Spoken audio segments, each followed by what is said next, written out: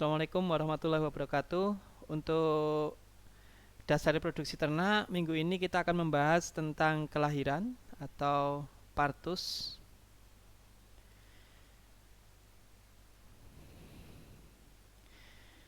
Jadi ada pengertian kalau kelahiran atau partus ini adalah proses-proses fisiologik yang berhubungan dengan pengeluaran anak dan plasenta dari organisme induk pada akhir masa kebuntingan.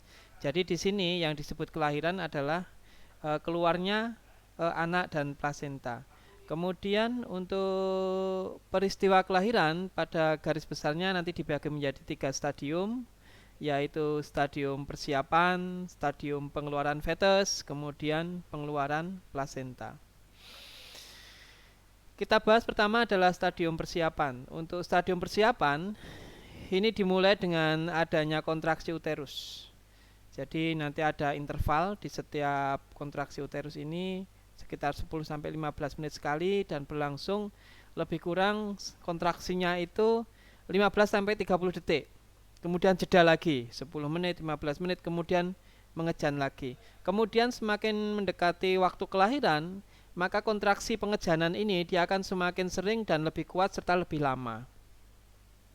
Nah, pada stadium ini ternak sapi mengalami pengejanan ini bisa antara 12 jam satu hari atau 24 jam satu hari satu malam. Namun rata-rata nanti sekitar 2-6 jam sebelum kelahiran itu baru interval pengejanan itu dia bisa kita amati dan intensif. Kemudian pada stadium persiapan ini nanti akan diakhiri dengan membuka dan meluasnya serviks. Jadi serviknya akan lebih relaksasi, kemudian dia akan membuka hingga menyamai luas vagina ataupun luas vulva. Nah, ini sebagai jalan lahir dari fetus nanti. Kemudian dari vulva ini bisa kita lihat kantong allantois yang menyembul keluar. Jadi misalnya ini vulva, nanti kantong allantoisnya dia akan keluar menyerupai balon. Jadi seperti balon yang dia berisi air. Yang kemudian pada akhirnya kepala fetus dan kaki depan keduanya itu nanti dia akan memasuki ruang pelvis. Nah, normalnya seperti itu. Nah, ini adalah gambaran dari vulva pada stadium 1 atau stadium persiapan melahirkan. Di sini vulvanya sudah mulai membengkak, kemudian keluar lendir.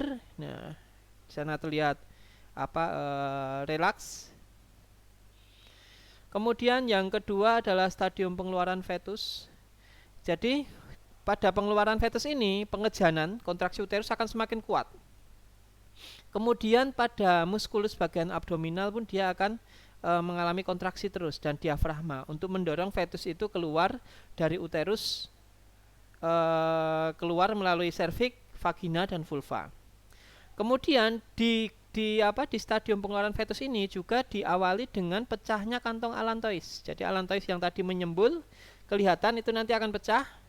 Kemudian fetus dalam hal ini adalah kedua kaki depan yang diikuti dengan kepala itu nanti masuk ke saluran kelahiran. Kemudian ketika kaki fetus ini melewati vulva, maka kantong amnion yang membungkus dari fetus ini dia akan pecah.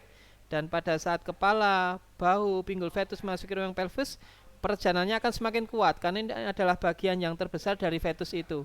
Dengan dibantu oleh kontraksi abdominal juga semakin meningkat. Nah, kemudian setelah nanti kaki depan keluar, kemudian diikuti oleh kepala, ini biasanya nanti akan ada setelah bahu keluar ya terutama, itu pengejanannya akan mulai berkurang. Kemudian tali pusar atau korda umbilikus akan putus nanti. Namun kalau memang sebenarnya kalau secara alami dia nanti bisa putus sendiri, apalagi nanti kalau kelahirannya dia posisinya berdiri.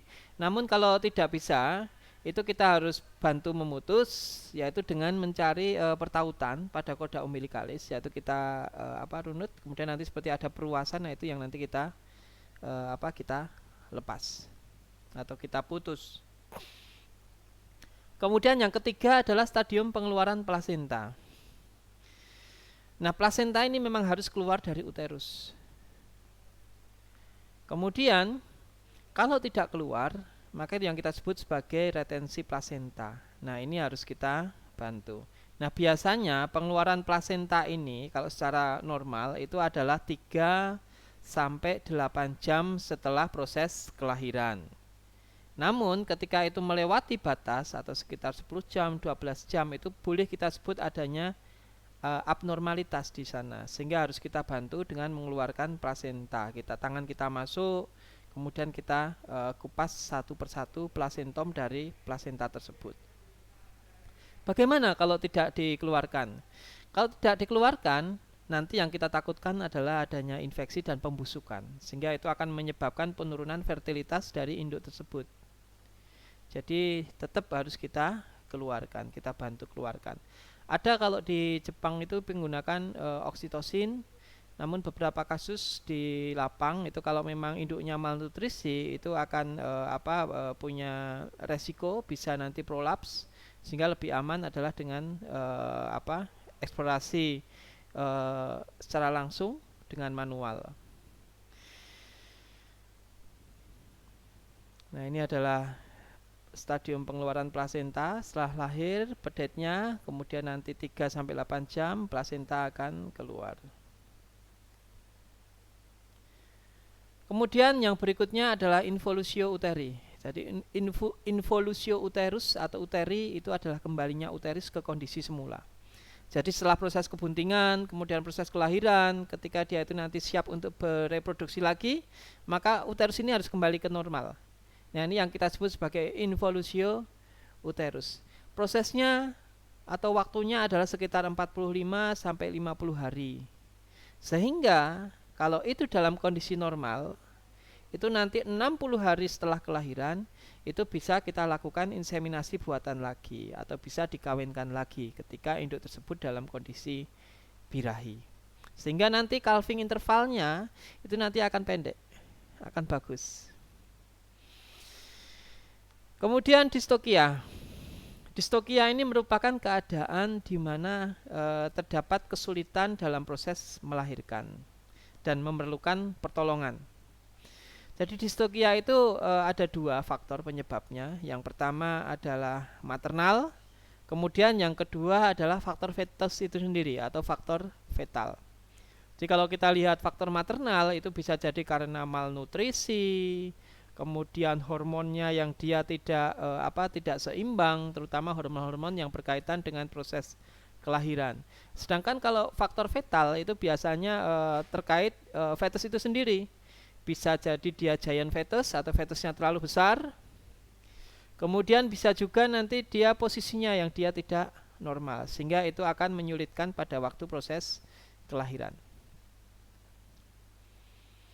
Nah, proses kelahiran, kapan kita sebut sebagai distokia? Yaitu ketika proses kelahiran melebihi waktu 8 jam dari saat pertama kali seekor induk merejan. Itu boleh kita sebut sebagai distokia dan harus kita cek dulu. Seperti apa kondisinya? Apakah itu karena faktor maternalnya ataukah karena faktor fetalnya? Baru nanti dilakukan pertolongan. Nah, penanganan distokia itu ada beberapa. Yang pertama, jika memang itu kasusnya tidak berat, itu karena misalnya keseimbangan hormonal, itu kita bisa menggunakan untuk oksitosin. Namun di sini tidak semua kasus distokia bisa kita tangani dengan hormon oksitosin. Misalnya pada saat dia fleksi atau ada posisi abnormal dari fetus. Misalnya punggungnya dia menghadap ke arah jalur atau jalan untuk proses kelahiran. Kemudian dioksitosin ini tidak akan melahirkan dan justru akan memberatkan kasus. Karena itu harus kita reposisi dulu fetusnya. Kemudian cara yang lain adalah manual, yaitu dengan ekspulsi. Kita cek dulu fetusnya apa yang jadi gangguannya, apakah ekstremitasnya yang menekuk, tidak dalam posisinya, atau lehernya yang menekuk, yang fleksi segala macam. Kemudian kita dorong atau kita putar sesuai dengan gangguan yang ada atau abnormalitas posisi yang ada. Setelah direposisi kemudian kita retraksi, kita bantu untuk menarik. Kemudian cara yang lainnya adalah fetotomi. Nah, ini agak sulit juga karena fetotomi itu berarti nanti kita hanya menyelamatkan induknya. Dan pedetnya itu nanti biasanya kalau kasus-kasus fetotomi itu misalnya pada saat distokia yang sudah berjalan agak lama, kemudian fetusnya sudah mati, sehingga terpaksa kita potong bagian tubuh fetus itu di dalam uterus. Jadi ada alatnya sendiri, nanti alatnya kita masukkan, bisa berupa gunting dengan lengan yang panjang segala macam, kemudian kita potong, kemudian kita keluarkan bagian dari fetus itu satu persatu. Namanya fetotomi. Kemudian yang sedang sekarang adalah seksio cesaria atau sesar. Nah, sesar ini kita memerlukan tenaga medik yang terampil karena di sana juga kita membutuhkan anestesi atau pembiusan, kemudian juga perawatan pasca sesar itu juga penting. Namun sebagai gambaran, untuk seksio cesaria pada sapi ini biasanya kita lakukan yaitu di bagian kiri. Jadi ini ada tulang punggung, kemudian ada belakang ini kita ambil di sini, kita incisi ke bawah 15 sampai 30 cm. Jadi nanti kita buka muskulusnya, kulitnya, muskulusnya. Kemudian di sana juga ada rumen, kemudian kita cari uterusnya, kita tarik, kemudian kita iris, kemudian kita ambil fetusnya. Sederhananya seperti itu. Setelah diambil, nanti uterusnya kita jahit lagi. Kemudian muskulus abdominalisnya juga kita jahit. Kemudian kulitnya juga kita jahit. Nah, seperti itu gambaran sederhana dari seksio cesaria. Ini adalah gambaran abnormalitas posisi pada fetus, yaitu yang A itu dia fleksi, kaki depannya satu menekuk, harusnya dia lurus ke semua ke depan. Kemudian yang B itu kedua-duanya menekuk, yang C itu kepalanya yang menekuk, yang D lehernya dia memuntir ke belakang. Nah, ini sehingga ini akan menyulitkan kelahiran. Yang E ini kita harus diputar dulu fetusnya karena posisinya tidak mungkin bisa melahirkan dengan punggung menghadap ke bawah. Begitu juga gambaran-gambaran yang di F, G, dan H ini kita harus reposisi dulu sebelum kita lakukan retraksi atau penarian. Kemudian kejadian atau gangguan infeksi pasca partus nanti ada beberapa, yaitu ada retensi plasenta, prolap vagina, prolap serviks, prolap uterina, dan endometritis. Oke, itu gambaran kelahiran atau partus yang bisa saya sampaikan. Semoga bermanfaat untuk rekan-rekan mahasiswa. Terima kasih dan tetap jaga kesehatan. Assalamualaikum warahmatullahi wabarakatuh.